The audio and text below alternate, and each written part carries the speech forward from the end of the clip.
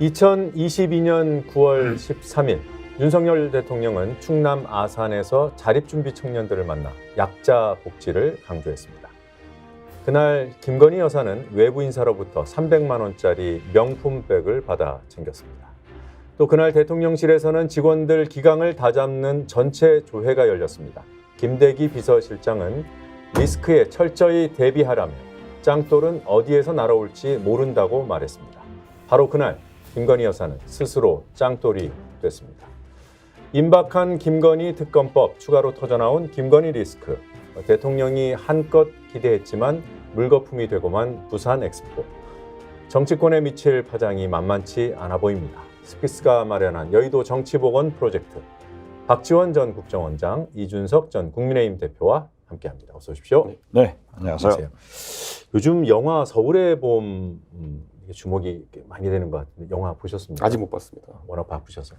저도 못 보고요. 이번 네. 토요일 날 해남 극장에서 우리는 단체로 보기로 했어요. 아, 그러시군요. 네. 인요한 위원장은 이제 뭐 아웃된 겁니까? 뭐 내일 회의하신다고 하는데 이제 뭐 센 거 던지려고 하시겠죠. 어떻게든 다시 한번 그 힘을 끌어보려고. 근데 의원들이 무시하잖아요, 이제. 아, 그런 단계인가요? 예, 혁신위원장으로서의 뭔가 파격은 더 이상 기대하기는 어렵고 다만 인현 위원장도 정치 참여 처음 적극적으로 해본 상황이니까 뭐라도 국민들에게 마지막으로 개혁적인 이미지를 남기고 떠나야겠다는 생각이 강할 거고 그랬으면 좋겠습니다. 예. 뭐 이른바 패드립. 네. 그건 뭐 사과를 했던데 수용하시는 겁니까? 이게 사과가 저한테 직접 온 것도 아니고 그 공지문으로 사과가 나가고 언론 인터뷰로 사과가 나가가지고 근데 내용을 보면 제가 약간 이해하기 어려운 내용이라 가지고 제가 뭐 아무쪼록 알겠습니다, 수고하셨습니다라고만 했는데 네. 그건 좀 안타깝죠. 그러니까 다문화 정체성을 가진 분들에게 있어가지고 두 문화를 다 어느 정도 가지고 있다라고 하는 건 장점이기도 하면서 어떨 때는 이렇게 단점으로 튀어나오기도 하는 겁니다. 저는. 굉장히 안타까운 게 지금 이게 패드립 논란이라는 게 커진 이유가 그 전까지 너무 나는 완전한 한국인이다를 강조해 놓으셔서 그래요. 예. 그것도 또 다른 목적을 가지고 하셨겠지만은 그러니까 한국 사람이면 패드립을 할 수가 없는 거잖아요. 만약에 여기서 보통 일반적인 다문화 정체성 가진 분들은 아 내가 이건 좀 몰랐다 이런 예. 문화는 이렇게 하고 넘어가는 게 일반적인데 나는 완전한 한국인이다 이렇게 해놓으시니까 지금 완전한 한국인으로서의 평가를 받으시는 거죠. 예. 어떻게 됐든 네. 우리가 흔히 시체말로 가장 나쁜 원수가 네. 부모적인 원수예요. 너희 부모 주겠냐? 그렇게 원수지게? 이런 시체말이 있어요. 그런데 자식이 뭐라고 부모를 평가하더라도 남들이 부모를 소환해서 네. 그런 얘기를 하는 것은 나빠요. 네. 하여튼 뭐 그런데 본인이 더 심각한 것은 네. 저는 민주당에 어떤 점? 그렇게 다른 설화로 공격을 받으면서 왜 그걸 못 잡죠? 아니 그리고 네. 인요한 위원장이 공식적인 사과를 해요. 그 정도 되면은 그래야 되는데 뭐 종이 하나 던져가지고 혁신위원회에서 발표하는 거 그걸 받아들일 수 있겠나? 저는 그렇게 보는. 네, 내일 회의를 한다니까 혹시 직접 말씀을 하시는지 한번 보죠. 네, 오늘 주제 매우 민감하고 중요해 보이는 사안들 두 가지 주제입니다. 하나는 김건희 여사의 명품백 의혹, 그리고 또 하나는 부산 엑스포 무산. 먼저 첫 번째 주제부터 확인해 봅니다.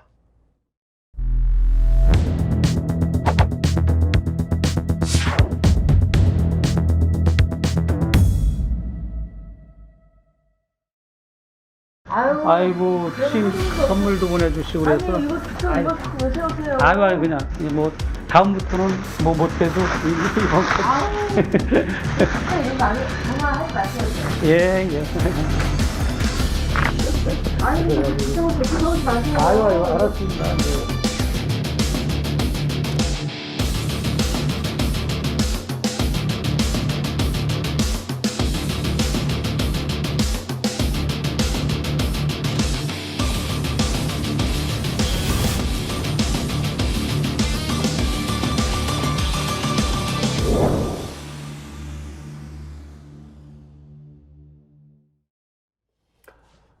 보도는 보셨을 거고요.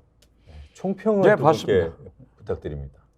저는 저렇게 함정으로 촬영하고 그러한 일을 한 것도 나쁘지만은 김건희 여사가 왜 그걸 봤죠? 왜 봤죠? 그리고 저렇게 문제가 됐으면은 솔직하게 털어놔야 돼요. 대통령실에서도 국민들한테 설명을 해야죠. 예. 아직까지는 뭐 입장 아무 소리 안 나오잖아요. 없더라고요. 네. 그리고 나는 아무나 그럼 가져오면 받아요? 이게 나는 도저히 이해할 수 없는 일이라고 생각해요. 과거에도 있었는데 이번에 이른바 이제 함정 취재 기법으로 확인했다 이렇게 볼 수 있는 여지는 없습니까?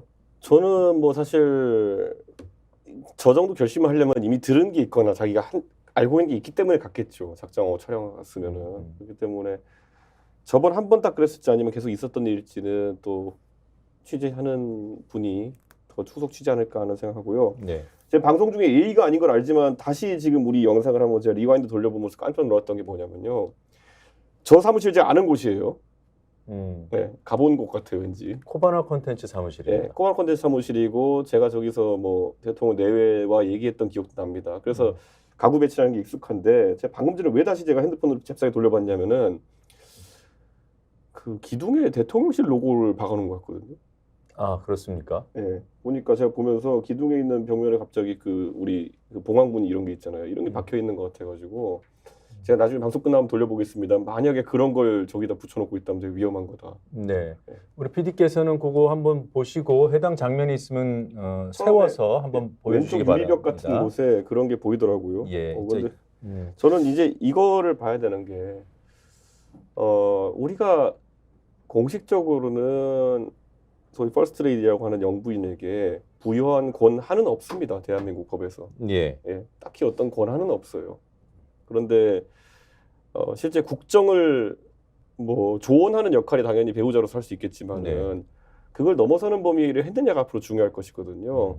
우리 보시면 뭐 최순실 씨가 사인으로 있으면서 했던 행동에 대해 가지고 그분이 단순한 조언자 역할에 그쳤냐 아니면 주체적 행위자였냐 이런 게 되게 중요한 거였잖아요.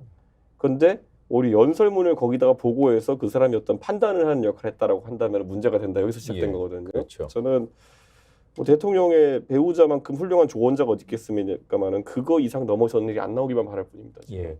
지금 말씀 들어보면은 그 코바나 콘텐츠 사무실에 그 대통령실 문양이 있었다. 근데 저 때는 그 한남동 관저 공사가 덜 끝나서 아크로비스타, 서초동 아크로비스타에서 대통령 부부가 이제 출퇴근을 하는 상황이에요. 여기 네. 뭔가 보이는 것 같아요. 여기 네. 벽에. 네. 저희끼리만 봐서 진짜 그런데 그러네. 네. 영상으로 눈도 밝아요. 확인해 네? 드리겠습니다. 저는 깜짝 놀랐네 방금. 이 대표는 눈도 밝아. 제가 돌발 영상을 만든 사람이라 예. 이 지나가는 화면에 굉장히 민감한데 제가 저도 이 영상을 어제 노종변 앵커가 그 진행하는 방송을 보면서 그냥 훑어 지나갔는데 방금 큰 화면으로 보니까 그게 보이네요. 네. 대통령실 로고가. 그래서 뭐지 이러고. 저렇게 국민들이 눈을 시퍼렇게 뜨고 보고 있는데 네. 아니 왜 영부인이 그걸 받아요? 근데 먼저 그 공간에 그러니까 거기가 대통령 관저로 치면 대통령 부인이 외부인을 접견하는 접견실이 있을 수 있잖아요. 네, 그런 그렇죠. 역할을 했을 텐데 거기에는 대통령실 로고가 박히면 안 됩니까? 그 그러니까 대통령이 아니죠. 만약 저기가 임대 주체가 누구냐에 따라 보면 제 개인 사무실이라 보면 네. 사적 임관이라 봐야 될 거거든요. 그렇죠. 나중에 저기를 만약에 뭐 저도 저희 가본 지 오래됐으니까 그 사이에 대통령실의 공식적인 접견 장소로 해서 임대 주체도 바뀌고 뭐 이렇게 했으면 모르겠는데 그게 아니면 대통령실 로고는 좀 깜짝 놀랐는데 지금. 근데 이렇게 생긴 로고가 있어가지고 그 봉황문인 것 같아가지고 제가 지금. 저도 얼핏 그렇게 보입니다만 네. 조금 있다가 저희 제작진이 그 화면을 그 멈춤 화면 상태로 띄워주면 다시 한번 말씀드리려고 어쩌면 특종일지도 모릅니다. 우리가 봐야 됩니다. 그 당시에 그 대통령실 경호원들은 배치가 돼 있었고요. 보안 검색하고 그리고 이제 접견이 이루어졌다고 그러니까 그런 것도 종합적으로 한번 판단해 볼 수 있을 것 같습니다. 일단 이제 보안 문제인데 제가 영상을 한번 다 같이 볼 게 있어요. 그 취임식 만찬에 먼저 참석합니다. 조금 전에 보신 화면은 작년 9월 화면이고 제일 먼저 김건희 여사를 만난 거는 취임식 날입니다.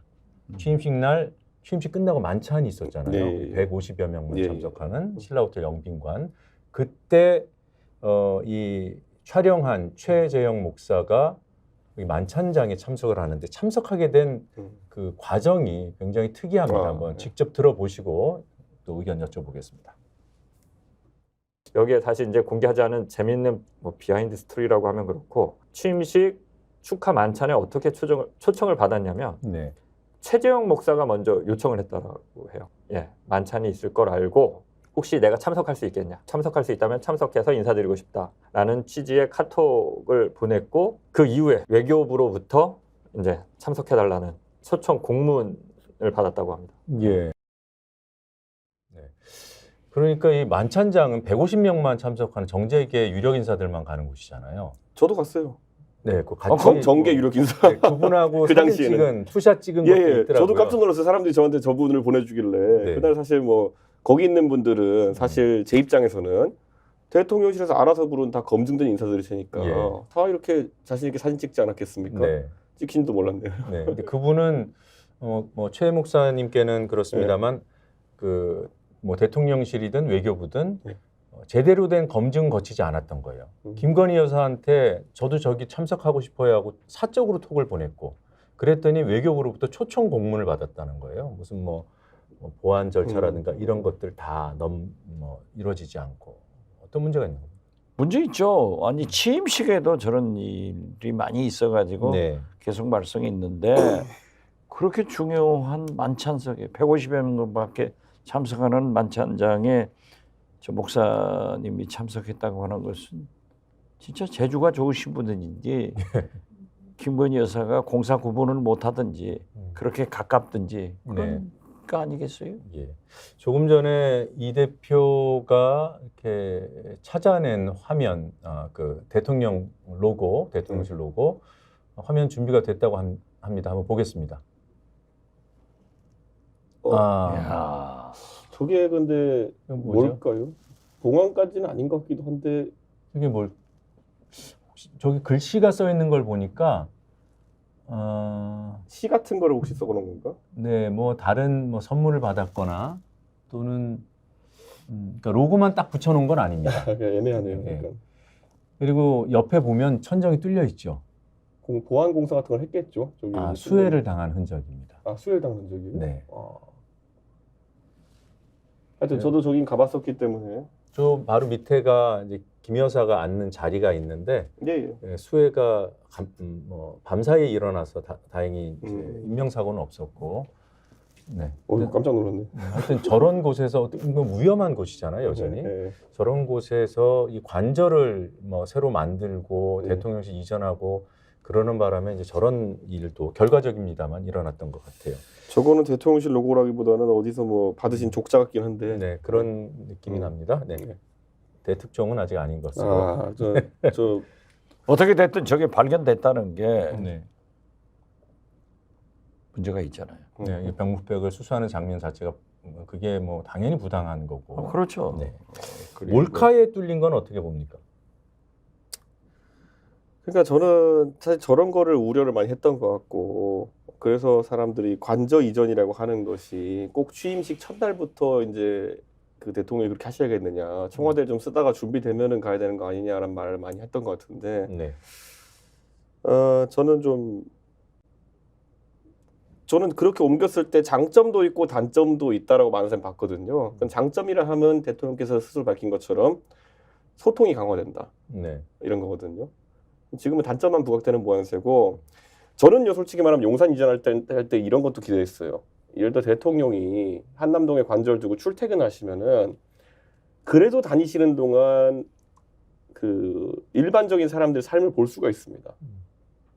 그런데 청와대에 이제 박근혜 대통령 계실 때는 관저랑 그 집무실만 왔다 갔다 하시다 보니까 일반적인 사람들의 삶이라든지 아니면은 반응이라든지 이런 걸 보실 수 없어가지고 많이 위험했다 보거든요. 근데 지금은 또 완전히 또 과거로 돌아간 것 같아요.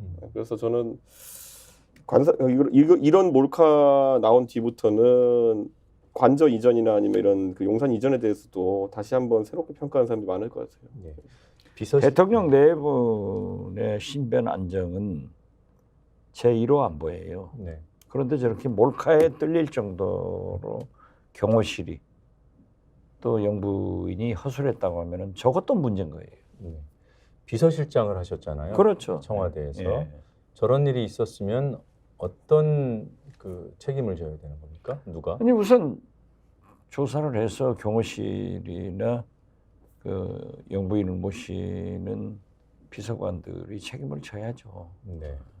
그리고 이런 생각도 좀 들어요. 아니 그런데 네. 저렇게 대통령 휘장을 거기다 했을까? 설마 저건 휘장은 아니고 무슨 그냥 봉황무늬에 그냥 족자 같은데 쓰인 무늬 같은데 제가 봤을 때는. 네. 그러니까 그렇더라도 거기다 붙여놓은 것은 그만큼 그 과시 아니에요. 이건 있을 수 없는 거예요. 제가 예전에 방문했을 때 저게 있었는지가 기억이 안 나서 왜냐면 지금 정확히 말씀 못 드리는데 원래 있었던 것인지 아니면은 뭐 되고 나서 갖다 붙인 건지는 잘 모르겠습니다. 저희가 영상을 좀 확보를 해서 네. 다른 각도에서 찍힌 것이 있는지 한번 확인한 다음에 보도 가치가 있으면 알려드리도록 네. 하겠습니다. 저는 이제 많은 사람들이 보안 얘기를 하는데요. 예, 예. 전 그 생각도 들어요. 이게 보안이 철저하면 결과적으로 영부인이 이런 선물을 못 받잖아요. 그래서 아예 좀 느슨한, 그러니까 본인이 좀 자유롭게 사람들을 만나거나 어떤 행동을 하기 위해서 그래서 제2부속실을 안 둔 게 아닌가 이런 지적을 하는 사람들도 있습니다. 그런 것이 많죠. 제2부속실을 안 둔 것은 제1부속실에서 대통령과 똑같은 의전을 받겠다. 이런 것이 저는 더 강하다고 그런 생각해요. 측면이 있고. 네. 그리고 제2부속실을 안 둔 것은 속박을 안 받겠다 하는데 대통령한테는 국가 원수한테는 선물을 주고받지 않습니다. 네. 경호상, 안보상. 그런데 아무리 영부인이라고 하지만은 저렇게 노골적인 그러한 선물을 받을 수 있을까? 이건 굉장히 위험한 거예요. 네. 왜 대통령한테는 선물이나 페이퍼도 안 줘요, 종이도. 모두 의전 비서관을 통해서 전달하고 정상회담하고도 뭐 미국 대통령하고 우리 한국 대통령이 선물을 교환했다. 하지만 주고받는 건 없어요. 네. 반드시 서로. 그런데 영부인끼리 영부인한테 저렇게 선물을 전달한다? 저건 있을 수 없는 의전인데요. 그 영부인이 누구냐에 따라서 특히나 뭔가 권력이 강하고 좀 개성이 저런 쪽으로 좀 강한 경우에는 아니 갖고 오게 해 받겠어 이래야 가능한 상황 아닌가 저도 이제 그렇게 의심은 해보거든요. 아니 정상적인 영부인이면은 들고 오는 선물을 어떻게 이걸 받아요. 네. 그건 정상이 아니에요. 저는 지금 가장 황당한 게 뭐냐면 여기에 대한 여당의 대응이라고 하는 것이 뭐 네. 장예찬 최고위원 같은 사람이 어떻게 그 정보를 취득했는지 모르겠지만은 이거는 받은 거를 보관하고 있다가 대통령 기록관으로 넘길 거다 이런 식으로 지금 둘러대고 있어요.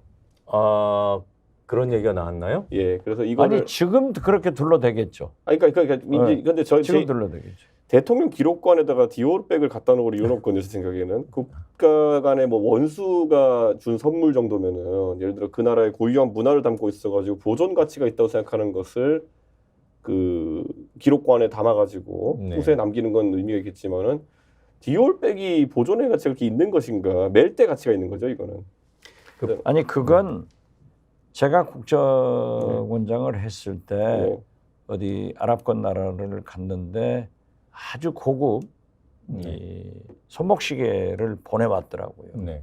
그러니까 뭐 굉장히 비싼 거예요. 그래서 야 나는 선물 준 거 받았다라고 웃었는데 이건 국가에 반납을 해야 되고 그래서 저도 반납을 해가지고 국정원 전시실에 전시를 내놓더라고요. 네. 그리고 시계를 왜 전시하냐? 이걸 차라리 처분하고 네.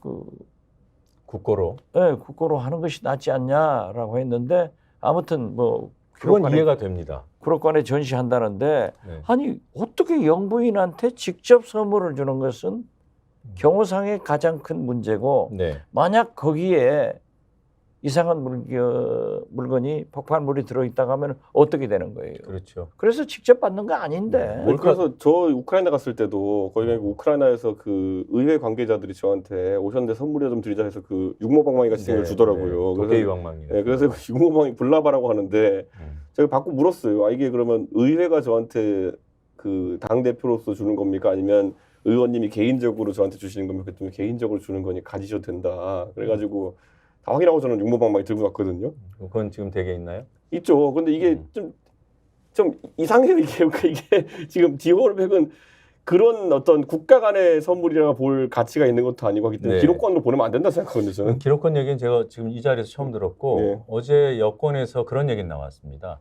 원래 반환하려고 했다. 그래서 이제 반환 대상 창고에서 보관 중이다. 이런 얘기가 그 익명으로 나왔는데 아니 검찰에서 뇌물 받아가지고 뭐 이틀인가 지나서 하면은 무효되잖아요. 예. 어떻게 뭐 몇 개월 가지고 있는 것이 네, 그 말이 어떻게 됐든 말이 안 저는 되죠. 네. 영부인이 저러한 것을 받게 한 것은 그것이 나쁘고 그리고 어떻게 경호상 저런 선물이 가지고 들어가서 주게 했느냐 또 그걸 또 어떻게 촬영을 하게 하느냐 이건 총체적으로 들린 거 아니에요? 저는 네. 앞으로 대한민국의 그 모든 그 VIP와 영부인에 보러 갈 때 법을 만들어서 룰을 넣었으면 좋겠어요. 어떤 룰이요? 그 저렇게 들어가시는 분들 들어갈 때 체중을 재고 나올 때 체중을 재가지고 달라진 게 있으면은 체크해 보는 걸로.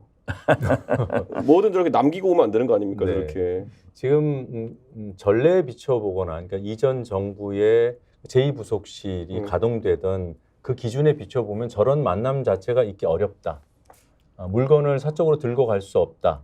휴대폰 들고 갈 수 있나요? 못 들고 못 들고 가죠. 네. 근데 그런 이제 이를테면 기준 자체를 깨버린 거잖아요. 김건희 여사 쪽에서. 와 근데 제 기억으로는 대통령실이 나중에 이제 용산에 이제 갔을 때 보면은 거기 집무실은 그래도 보안 프로토콜들이 잘 지켜졌던 걸로 기억하거든요. 네. 근데 저게 이제 저것이 저 코바나 콘텐츠 사무실이란 건 성격이 무엇이냐가 이제 전례에 없던 사무실이잖아요. 네. 배우자의 개인 사무실인데 거기에 그럼 보안 검색을 어떻게 해야 되느냐에 대한 부분인데 룰이 없으니까 이렇게 된 거죠. 그러니까 왜냐하면 저런 상황이 어디 있겠습니까? 배우자의 취임 이후 개인 사무실이라는 공간이 있었겠습니까 지금까지? 네. 있을 수 없는 일이에요. 혹시 그 만찬장 그 밑그림 영상이 있으면 좀 틀어주십시오. 아까 나왔는지 모르겠는데 이준석 대표와 그 몰카 촬영을 한 최 목사와 네. 투샷이 잡힌 게 아마 있을 거고요. 네, 그때 누구와 셀카, 소위 말하는 셀카를 찍었는지 밑그림 한번 보면서 얘기를 나눠보죠. 윤 대통령과 이렇게 악수하는 모습, 또 김건희 여사와 사진을 찍고 이재용 회장, 회장. 정재계 인사들하고 다 했습니다. 제가 나오고 또 공교롭게 뒤에 최태원 회장님인가요? 배경사진으로 나오더라고요. 네. 근데 알겠습니다.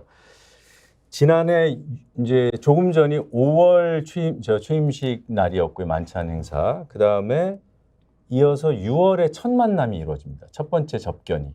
근데 그때는 그 영상 촬영이 안 됐어요. 근데 6월에 처음 1대1로 접견을 했을 때 이 최 목사가 어떤 장면을 경험을 하고 이건 찍어야겠다. 이렇게 마음이 생겼답니다. 그래서 그 최 목사가 9월에 결과적으로는 몰카를 찍게 되는데 왜 6월에는 안 찍고 9월에 가서야 몰카를 찍게 됐는지 그 이유를 직접 들어보겠습니다. 이 여사님의 제 면전에서 이제 대화를 하시다가 어디론가 전화가 오니까 전화를 받으시는데 그 내용이 뭐였냐면 뭐라고? 금융위원으로 임명하라고요? 뭐 이런 대화를 하시면서 자기 앞에 이렇게 메모지하고 펜을 찾는데 없으니까 본인의 등 뒤에 있는 그 여직원 여비서 두 분이 근무하는 책상으로 이동해서 뭘 적으면서 그 전화를 계속 통화를 하시면서 마무리를 하시더라고요. 네, 저분은 미국 시민권자고 오랫동안 북을 오가기도 했던 뭐 이른바 진보적 통일운동 사업을 오래 하셨던 분이고 지금도 국내에서도 활동을 하고 있어서요. 뭐 검색을 하면 금방 나오는 분인데 저분의 지난해 6월 접견 당시 상황 증언이에요. 아직은 주장 상태죠. 어떻게 들으셨습니까? 설사 영부인이 그러한 금융위원 임명에 대한 청탁을 받는다고 하더라도 네. 일반적 상식으로 어떻게 저런 사람 앞에서 전화를 받아요? 네. 거침이 없다고 볼 수 없죠. 그렇죠. 저건 있을 수 없는. 도저히 제가 5년간 김대중 대통령을 모시고 살아봤잖아요. 제 상식으로는 있을 수가 없는 일들이 지금 일어나고 있다. 그렇게 네. 봐요. 어떻게 보셨습니까? 그러니까 아까 제가 말했잖아요. 그러니까 결국에는 조언을 하는 위치, 아니 뭐 넓게 봐서 인사를 추천받는 위치 정도라고 한다면은 제 생각에는 어떻게든 할 수는 있다라고 얘기할 것 같아요. 근데 실제 결정을 하는 단계에 돌입하게 되면은 그거는 문제가 되죠. 네. 네. 근데 저는 김건희 여사에 대한 지금까지 대중적인 평가라고 하는 것이 뭐 여러 가지가 있었지만은 물음표의 영역, 그러니까 그럴지도 모른다의 영역이 있었던 것이 그랬던 걸로 확인되면은 이건 또 다른 차원이라는 걸 계속 제가 말씀드리는 거죠. 예. 대통령실이 그럼에도 불구하고 아직까지는 함구하고 있습니다. 대응할 대상이 아니다. 유튜브 매체까지 뭐 입장을 내야 되냐 이런 입장. 대응할 아니, 대상이 왜 아니에요? 그 저한테 물어보시죠. 저는 이렇게 봐요. 저는 박근혜 대통령이 최순실 씨 역할에 대해서 나와서 공개적으로 발언하실 때 뭐 연설문이나 조금 보는 사람이다. 뭐 이렇게 날 돕는 사람이고 뭐 다른 그 행동을 안 했다는 식으로 나와서 이게 들불처럼 번졌잖아요. 예. 저는 지금 대통령실도 오늘 아침에 라디오에 나가가지고 장예찬 최고위원이 슬쩍 한번 제 생각에는 떠본 거라 봅니다. 대중의 여론을. 이걸로 해명이 되나 안 되나. 그래가지고 실제 나가가지고 이런 거는 대통령 기록물로 해가지고 기록관으로 보내면 된다. 이렇게 하고 간 건데 안 먹히면 이제 들불처럼 번지는 건데 저는 탐색전 하고 있다 봅니다. 어느 수위로 맞대응해야 되느냐. 언제쯤 대통령실의 입에 열릴까요? 빨리 열어야죠. 그런데 저렇게 도덕 불감증이고 업무에 대해서 파악을 못하고 있다면 저건 문제예요. 제 상식은 아무리 생각해도 저런 거 있을 수가 없는 거예요. 지금 아마 모든 언론사는 어제부터 이제 영부인의 공개 활동 사진을 다 보면서 네. 해당 가방이나 이런 것들 사용된 흔적이 있는가를 찾고 있을 거예요.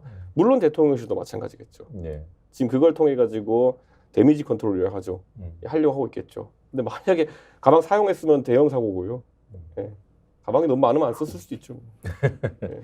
그러니까 근데 뭐 김 여사가 이른바 서민 코스프레 언론들이 그런 걸 부각시켜 주니까 그런 쪽으로 오랫동안 이제 방향을 잡고 움직였기 때문에 고가의 명품백인 줄을 알고 일반적인 일정에 나가지는 않지 않았을까? 저는 그렇게 짐작을 해봅니다. 저는 근데 그 김건희 여사가 이제 예전에 우리 그 검찰총장 임명장 줄 때 문재인 대통령 같이 사진을 찍힌 날이 있잖아요. 네. 그날이 이제 검은색 정장에 치마 입으시고 그 머리 이렇게 내리시고 그 사진이 이제 기억될 때도 그렇고 그 다음에 이제 검찰총장 직무 정지된 다음에 대통령이 그 회색 패딩 입고 개 끌고 산책하러 가시잖아요. 네. 그리고 저는 저 내외도 사석에서도 뵙고 하는데 저는 생각보다 그렇게 사치한다는 느낌이 전혀 안 들었거든요. 그런데 지금 이 최 목사의 주장은 명품을 너무 좋아한다 하잖아요. 예. 명품 얘기가 들어가야지만 응답한다. 근데 이거는 전 제 생각에 좀 아직까지는 제가 믿기진 않습니다. 왜냐하면 그 다음에도 제가 여러 자리 뭐 사석에서 볼 일이 있고 했을 때 보면은 그런 거 치장을 너무 열심히 하고 오는 분은 아니었거든요. 네. 그래서 좀 약간 글쎄요. 의외긴 합니다, 이거는. 네. 지금 일단 드러나 있는 거는 9월에 300만 원짜리 디올백, 크리스찬 디올백을 받은 것은 이제 팩트로 확인이 됐고 6월에는 영상은 없지만 180만 원어치의 화장품과 향수, 샤넬 그걸 산 다음에 찍은 사진을 만나기 전에 카톡에 올렸고 거기도 포장된 것을 그리고 만났고요. 그리고 그 이후에도 또 9월에 만남이 이루어졌기 때문에 드리겠습니다 하고 사진 찍어서 보여준 걸 안 줬다고 보기에는 또 조금 무리가 있어서 반복적으로 받은 거는 맞지 않나 이렇게 추정을 해보고 다른 선물도 서너 차례 더 제안을 했습니다. 그 선물들 중에는 중저가 점퍼도 있고요. 그리고 스카프도 있고 또 특이한 마스크도 있고 근데 그런 것들은 이렇게 사진을 띄웠는데 소위 말하는 익십 반응을 안 합니다. 그리고 이제 저 최명수가 쓴 책과 그다음에 배상면 주가의 술 이거를 드리겠다. 그때는 이제 만나자고 안 하고 내가 책을 썼으니 약주 한 병하고 맡기고 가겠습니다.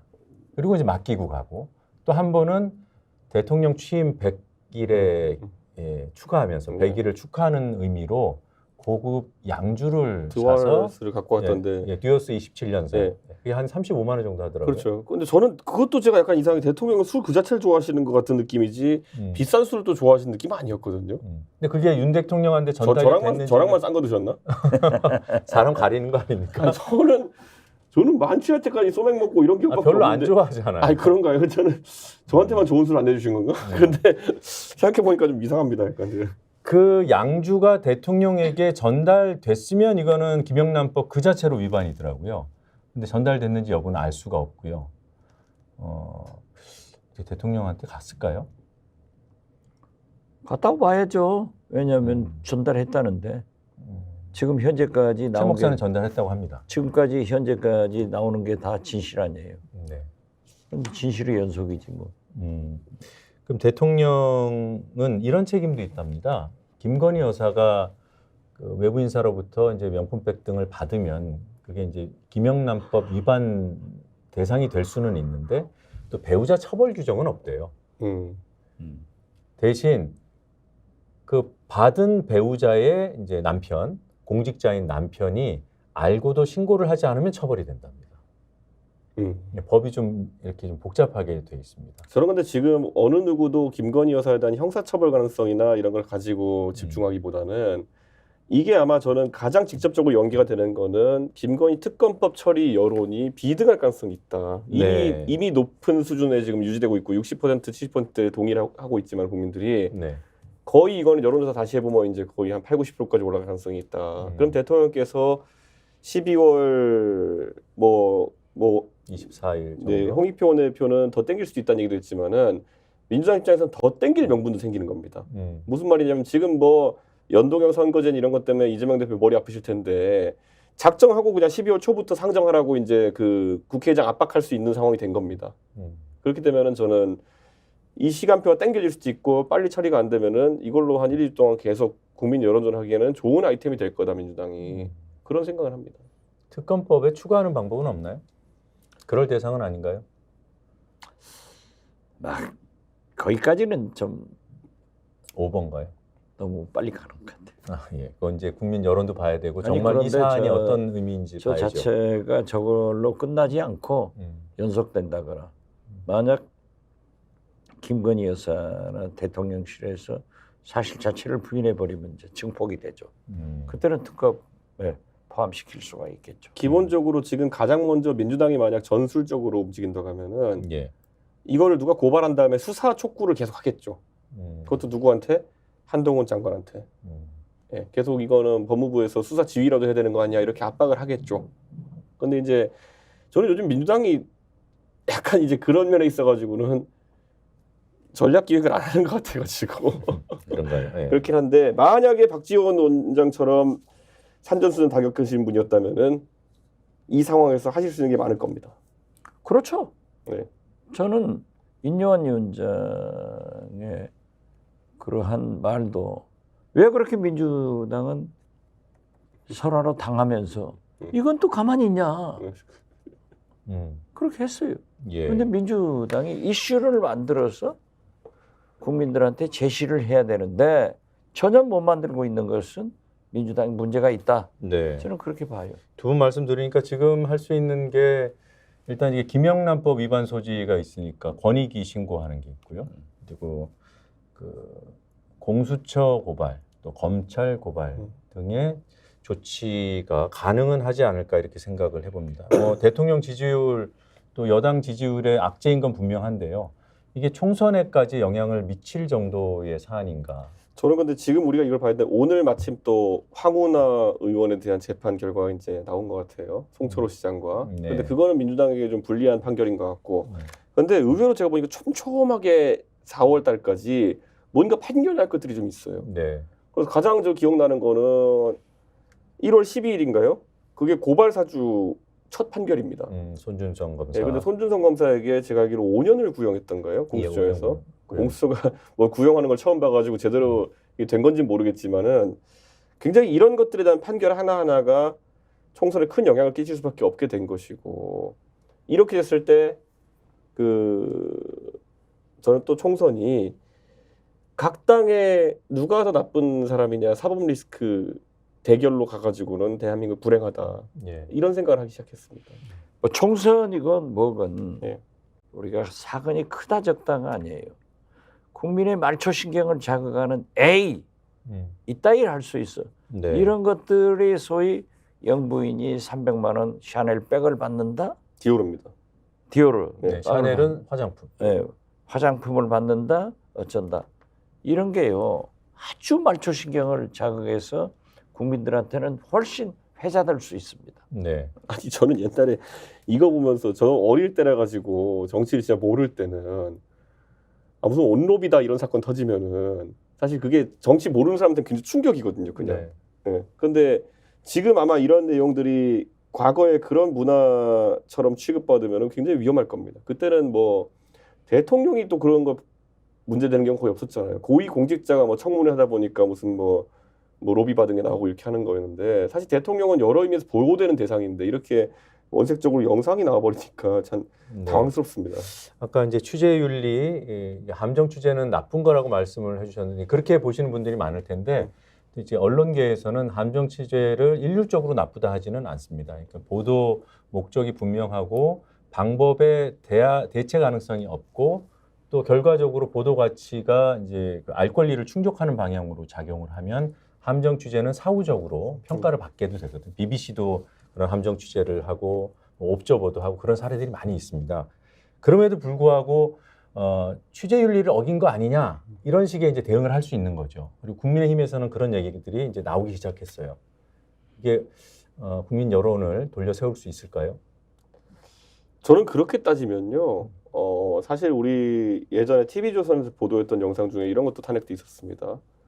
최순실 씨가 의상실에 가 있는데 그거를 뭐 이렇게 그 행정관이 비벼가지고 핸드폰 닦아준다 뭐 이런 영상 같은 게 찍혔었잖아요. 네. 그것도 몰카죠 어떻게 보면요. 네, 사실상 몰카였죠. 근데 그 당시에 그것에 대해 가지고 국민들이 받아들였던 거는 이건 취재 윤리보다는 사안의 심각성이 크다고 느껴진다라는 생각을 했던 거잖아요. 네. 저는 그러니까 국민의힘에서 할 수 있는 여러 가지 대응 중에 하나이고 대통령실에서 할 수 있는 여러 가지 대응 중에 하나겠지만은 이게 재판하는 게 아니죠. 재판이라 그러면은 뭐 예를 들어 불법하게 입수한 증거 같은 경우에는 증거 능력이 없다 뭐 이런 게 법적 논리로는 얘기가 될지 모르겠지만은 지금 상황에서는 아닌 것 같다. 그래서 오히려 장예찬 최고위원이 전위대로 나와서 했던 말 같은 거, 뭐 기록관 넘겼다 이렇게 사실 좀 넘기면 된다 이런 말이 좀 웃기긴 하지만은 취재 윤리 갖고 이거 맞겠다는 생각은 좀 약간 의아합니다. 예, 장해찬 최고는 공작이라는 표현까지 있었어요. 그런 것들이 좀 한편으로는 되게 좀 당황하고 있구나라는 평가를 하게 되는데 그래도 뭐 여권 지지자들은 뭔가 그런 얘기를 믿고 싶지 않을까요? 물론 그런 사람도 있을 거예요. 아이고 무슨 김건희 여사가 300만 원짜리 백 하나 가지고 하겠어 이러지만은 그건 아니죠. 국민 정서가 그거 아니에요. 그러니까 저는 이럴 때 보면요 대응의 그 심리를 봐야 되는 게 최재형 목사라는 분이 그 뒤로도 얼마나 찾아뵀는지 그 앞에는 얼마나 찾아뵀는지 뭐 최 목사님 알고 계실 테고 그다음에 김건희 여사도 알 거 아니에요. 네. 예, 그 안에 무슨 일이 있었는지를. 그러면은 아는 게 마냥 많으면은 대응하기가 진짜 어려울 겁니다. 예, 예를 들어서 이게 시계 카메라라는데 그러면 그때 시계를 차고 왔던가 아닌가 이걸 다 지금 떠올릴 수도 없는 노릇이고 그렇죠. 그러면은 예를 들어 이번에 가볍게 부인했다가 뭐 또 나오면 어떡하지? 뭐 이런 생각부터 계속 이제 머리를 맴돌 거거든요.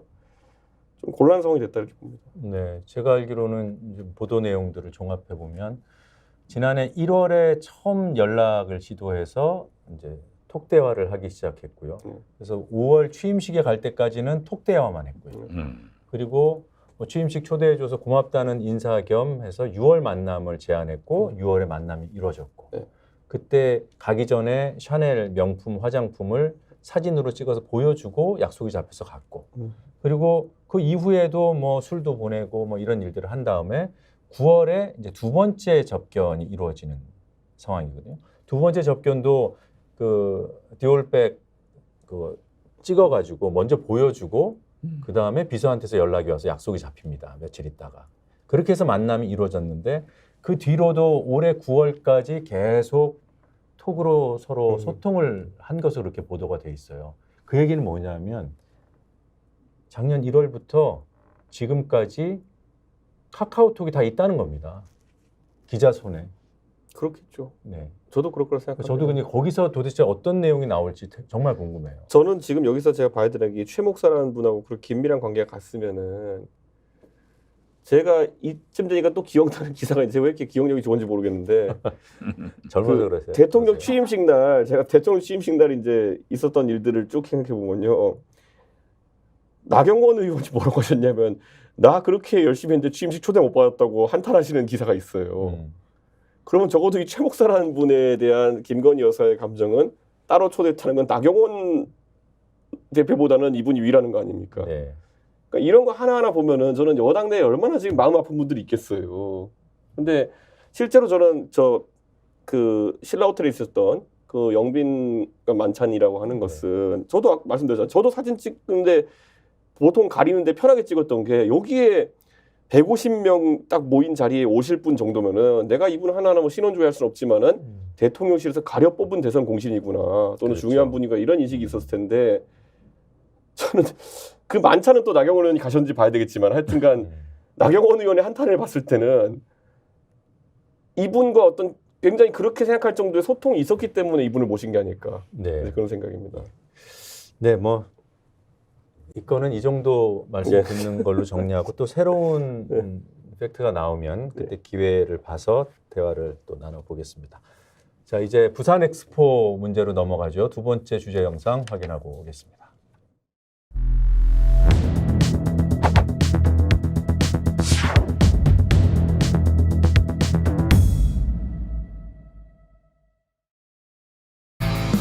지난 1년 반 동안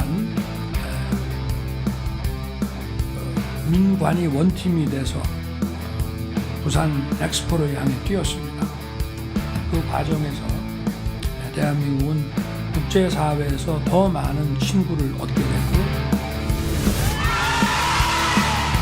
2030 엑스포 개최지로 사우디아라비아의 리야드를 최종 선정했다는 소식인데요. 이 사우디의 벽을 끝내는 넘지 못했습니다. We will make it the best World Expo of all time.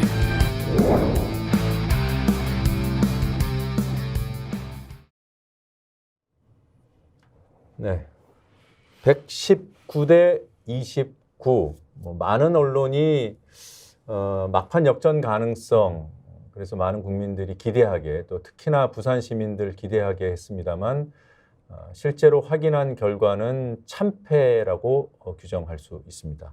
이런 결과를 이 대표께서는 이전 회에 여기 출연하셔서 예상을 했어요. 저는 그러니까 이게 계속 국정 운영에서 우리가 궤가 보이는 게 뭐냐면요. 강서 보궐선거 이길 줄 알고 후보냈다는 거 아닙니까? 네. 두 번째 대통령께서 한 1년 전쯤부터 이거 열심히 뛰시기로 결정했을 때 가능성이 있다고 판단하고 뛰셨다는 거 아닙니까? 저는 제가 아무리 제가 뭐 외교에 대해서 많이 알진 못해도 예전에 서울올림픽 때 우리가 결국에는 나고야랑 붙어가지고 이렇게 유치했을 때 그때는 결국 제3세계 국가들이 우리를 밀어줬기 때문에 됐다고 이제 많이 알려져 있는데 지금 상황에서는 우리가 소위 중국과 아랍의 영향권에 있는 제3세계 국가, 세계 국가들 그리고 러시아 영향권에 있는 그 CIS라고 하는 그 독립국가 연합에 있는 국가들과는 관계가 그렇게까지 좋을 수는 없는 상황이거든요. 지금 여러 국제 정세 때문에 이건 왜냐하면 저희가 바로 제1세계 국가들, 그러니까 미국을 중심으로 한 그 서방 세계와의 공조를 강화하는 안보적 이유 때문에 저는 이게 나쁘다 보지 않아요. 근데 이렇게 하면서 자연스럽게 제3세계 국가들 그리고 구 제2세계 국가들과는 거리가 멀어진 상황 아니었냐. 그런 상황 속에서 이거의 승리를 자신하기는 어려웠다는 게 첫 번째 생각이고 두 번째로는 제가 봤을 때는 사우디아라비아의 뭐 경제적 지원이나 이런 거에 대한 혜택을 주겠다는 얘기가 매력적일 수밖에 없죠. 제3세계 이런 데는. 그렇죠. 네. 그래서 저는 어느 정도 이런 결과를 예상했던 게 사실 전 관계에 퍼져 있던 얘기였는데 대통령만 좀 약간 코피 흘린다 이런 것부터 해서 이거를 스택을 쌓으시더라고요. 예, 뭐 서사를 계속 만들어 왔어요. 예, 뭐 거기다 갑자기 한동훈 장관을 몰타로 보내고 막 이래가지고 네. 몰타에서 한동훈 장관 보고 바로 이제 사우디 지지선언, 로마 지지선언인가 해버리고 그러니까 희한한 상황들이 계속 발생했던 거거든요. 저는 옆에 간신히 있습니다, 확실히 제가 봤을 때는. 어떻게 됐든 네. 대통령도 정부도 수고했는데요. 네. 이번 성공을 위해서 대기업 총수들, 우리 기업인들이 노력한 것은 높이 평가합니다. 네. 또 저도 김대중 정부의 비서실장 하면서 WHO 네. 세계보건기구 이종옥 사무총장을 처음으로 당선시켜봤어요. 그리고 문재인 정부에서는 WTO 사무총장을 실패를 했어요. 네. 그때도 국정원의 역할이 있었습니다. 득표 활동도 하지만은 어디로 어떻게 가야 된다. 해외 정보니까 하는 거예요. 네. 그리고 가능성이 낮다 하는 것들을 보고해 왔어요. 네. 그럼 저는 더 노력을 해봐라 하고 청와대에 보고를 한단 말이에요. 자, 우리나라 정부가 이렇게까지 무능해요? 윤석열 대통령의 윤석열 외교는 완전히 낭패 참패예요. 아 그래 119대 29를 모르고 어제 저녁까지 심지어 어떤 신문들은 오늘 아침까지 막판 추적이 가능하다. 네. 우리가 이긴다. 이게 뭐예요? 그러면 이런 판단을 할 수밖에 없었던 우리 정부. 외교부는 못했으며 특히 국정원은 뭘 했는가? 그러면 국정원이나 외교부는 정보 수집을 잘 못했는가? 오판을 했는가? 과연 보고를 했는가? 보고를 했다고 하면은 이것을 대통령께 어떻게 보고했는가? 이런 문제가 나와야 이런 실수가 재발하지 않습니다. 예. 저는 그리고 약간 우려되는 게 제 지인이 이제 외국을 오가면서 좀 하는 일이 많은 분이 있는데 이분이 최근에 했던 불평이 뭐냐면은 외교부의 실무자들이 본국에서 이렇게 진득하게 일을 보는 게 아니라 너무 지금 엑스포 때문에 해외를 자주 가가지고 실제 우리나라에 굉장히 중요한 외교 업무들이 좀 늦춰지고 있다라는 얘기를 많이 했어요. 그러니까 예를 들어 기업인이나 이런 사람들이 좀 지원이 필요한 부분에 대해서 저는 지금 사실 메시지만 강했다 보기에는 외교부까지 전력을 투자해서 이제 달려들었던 거거든요. 그러니까 저는 이거는 항상 투자 대비 요구 수익률이라는 게 있는 건 투자가 성공했냐를 살피려면요. 국정에 너무 많은 부분을 할애했다라는 생각이 지금 와서 사후적이지만 드는 거죠. 근데 이런 뭐 그런데 뒤집어 말하면은 대통령은 진심이었다는 게 전 더 무서운 거예요.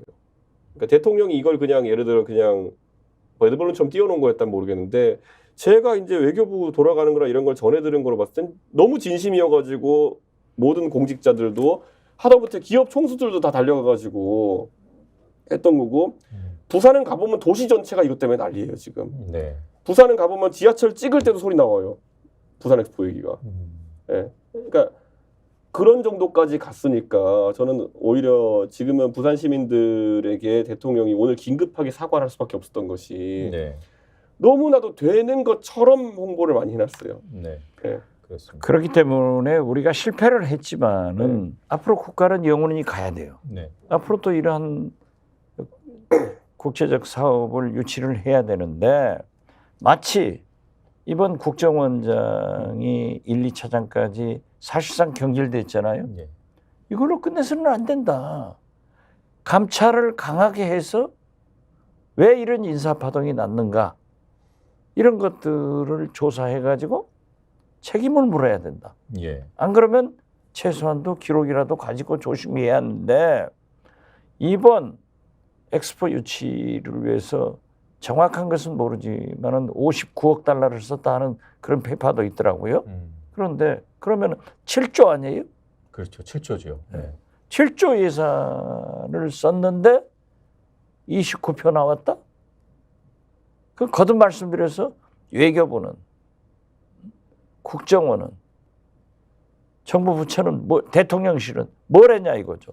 그래서 저는 이러한 어려움이 있습니다 하는 것을 대통령께 보고됐는지 안 됐는지 그냥 대통령한테 잘 됩니다 해가지고 이렇게 뛰어다녔는지 이런 것을 철저히 조사를 해서 처벌할 건 처벌하고 네. 반성할 건 반성하고 해내야 된다. 그렇지 않으면 똑같아요. 네. 정말 그리고 지금 젊은 세대가 지난번에 국군의 날 행진 때 그때 세종대왕함이었나요? 그 배를 CG로 광화문에다 띄워가지고 그게 CG가 막 작아졌다 커졌다 이러면서 막 난리 나고 있잖아요 방송에서. 그거 보면 도대체 이 예산을 어떻게 쓰는 거냐에 대한 지적을 많이 하기 시작했어요. 네. 그런데 어제도 이제 그 부산 엑스포 PT 자료나 이런 걸 보면은 이것이 PT인가 뮤직비디오인가 헷갈리는 지점이 있다고 이제 젊은 사람들이 얘기를 네. 많이 하거든요. 근데 약간 이런 게 있어요. 그러니까 과연 우리가 이런 전략과 전술을 전문가들이 하고 있는 것이냐? 아니면 말 그대로 진짜 이런 말 하기 좀 그렇지만은 빚진 사람들한테 계속 이렇게 뭐 맡기고 있는 거냐? 예. 이 생각해야 되는 게 제가 대통령 선거 때 제가 홍보본부장을 하겠습니다라고 대표가 홍보본부장 겸임해서 하겠습니다라고 했던 거에 대해서 많은 국민들이 그때 왜 그러지? 그래가지고 저쪽에서 공격 들어왔던 게 윤핵관 쪽 공격했던 게 이준석이 홍보기 해먹으려고 한다 이렇게 공격 들어왔었거든요. 천만의 말씀. 저는 제가 단 하나의 업체 지정한 거 없고요. 제 입장 봤을 때는 경선 때 윤석열 후보의 캠페인이 굉장히 불안했어요. 저는. 그 MZ세대 공략한답시고 갑자기 대통령이 사무실에 들어가가지고 민지한테 연락이 왔어 뭐 이런 이상한 영상 같은 거 막 찍고 이런데 돈을 썼는데 보니까 그게 비싼 영상들이더라고요. 그때 보면서 느꼈던 게 뭐냐면 이게 정치 처음 해서 그런가 아니면 진짜 일을 이상한 데다 맡기는 건가라는 생각을 했었는데 그 영상이 꽤 비싼 영상이었어요. 몇 천만짜리 영상이었는데 대선 때도 그러려는 시도가 끝없이 나왔던 겁니다. 그래서 제가 단도직입적으로 말씀드리면은 그때 무슨 뭐 유튜브로 무슨 서결이 형 TV인가 뭔가 하고 이런 거 하는 데 있어가지고 아마 제가 봤을 때는 스픽스 기준 제작비의 한 10배 정도 주고 그 이런 영상 찍으려고 하고 이런 시도들을 했었습니다. 국군의 날 그 VR 네. 이제 정조대왕함으로 저는 정조대왕함, 예. 기억하고 있고 그 영상 만드는데 2억이 들어갔다고. 네.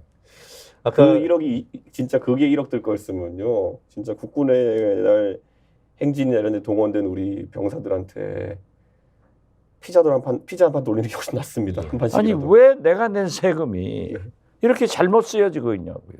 왜 내가 낸 세금 가지고 한동훈 장관은 선거운동하러 다니고 네. 엑스포 유치한다고 대통령은 저렇게 세계 8방을 돌아다니면서 뭐 기네스북에 올린다? 이런 얼마나 그 과정이 험악했지만은 그래도 정부를 믿고 부산 엑스포가 개최됐으면 하는 열망이 있었잖아요. 예. 그런데 해도 너무하지.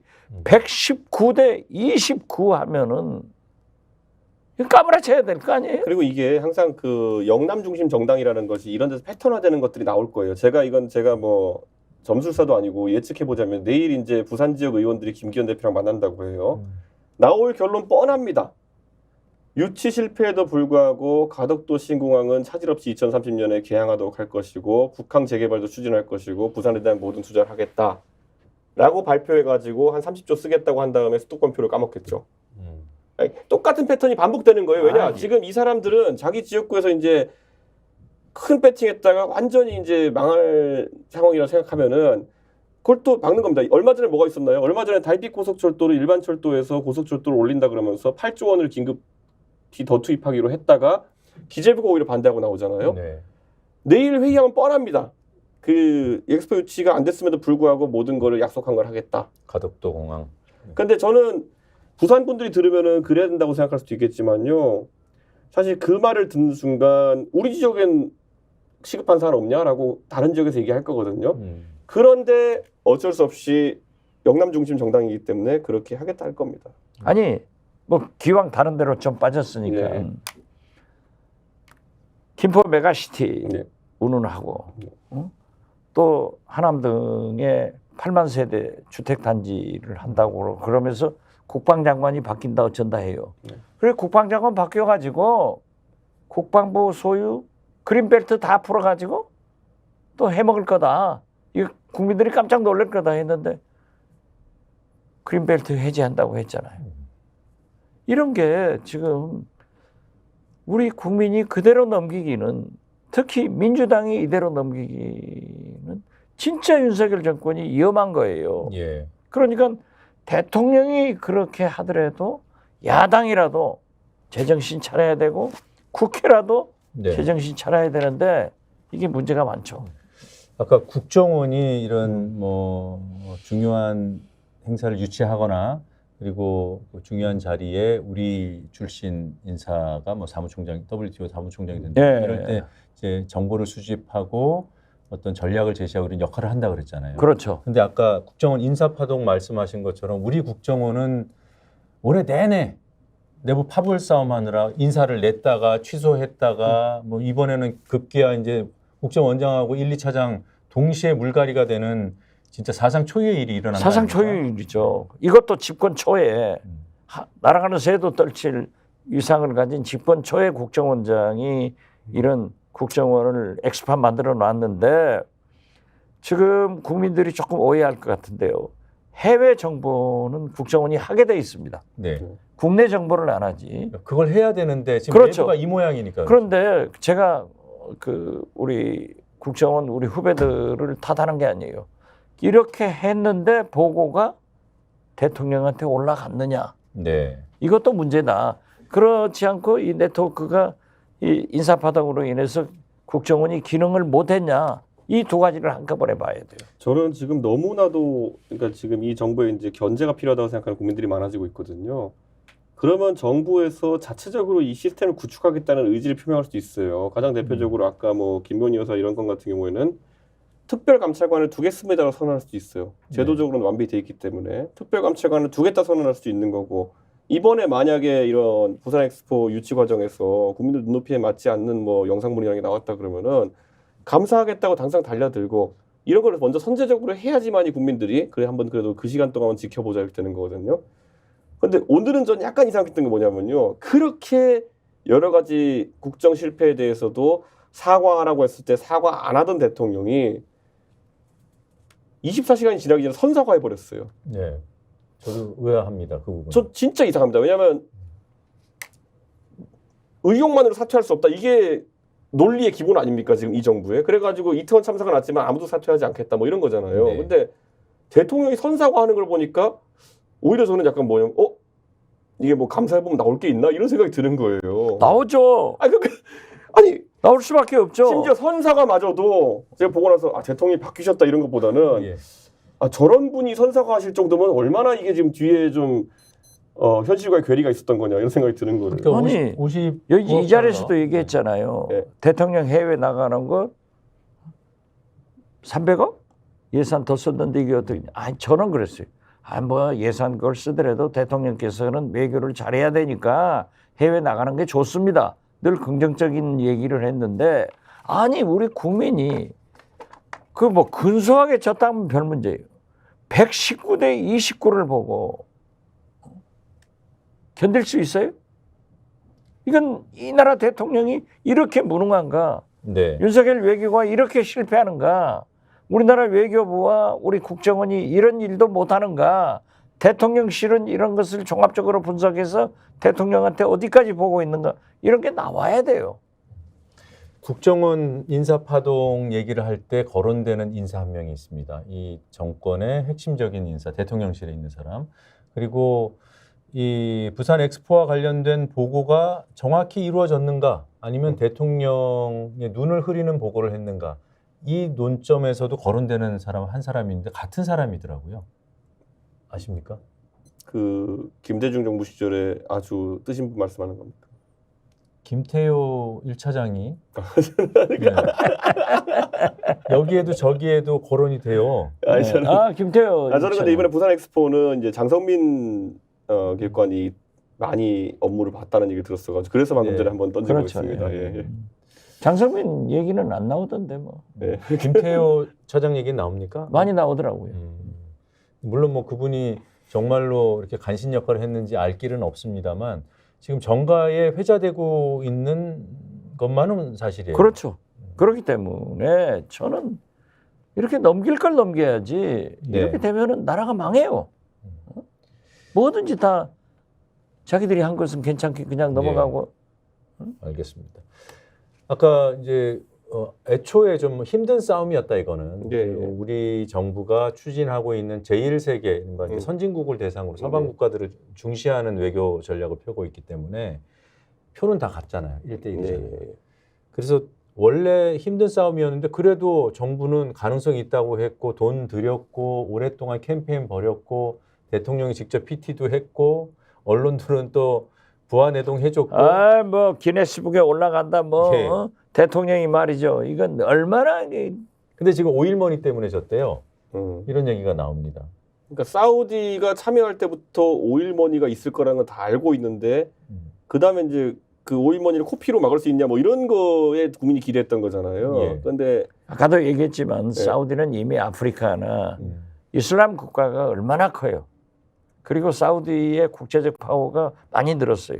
심지어 이스라엘하고도 지금 가까워졌잖아요. 네, 수교를 할 뻔했죠. 그렇죠. 네. 이거는 뭐 특별히 더 안 짚어봐도 우리 시청자분들께서 잘 아실 것 같고요. 아니 그러니까 119대 29만 기억하면은 네. 화가 나잖아요. 그렇죠. 저는 이번에 국격이라는 게 있는데요. 이번에 제가 그 작년 6월달에 이제 채널 A가 보도했던 걸 보면서 되게 당황했던 게 이 부산 엑스포에 그 박람회 그 사무국에 등록된 국가들만 할 수 있는 거잖아요.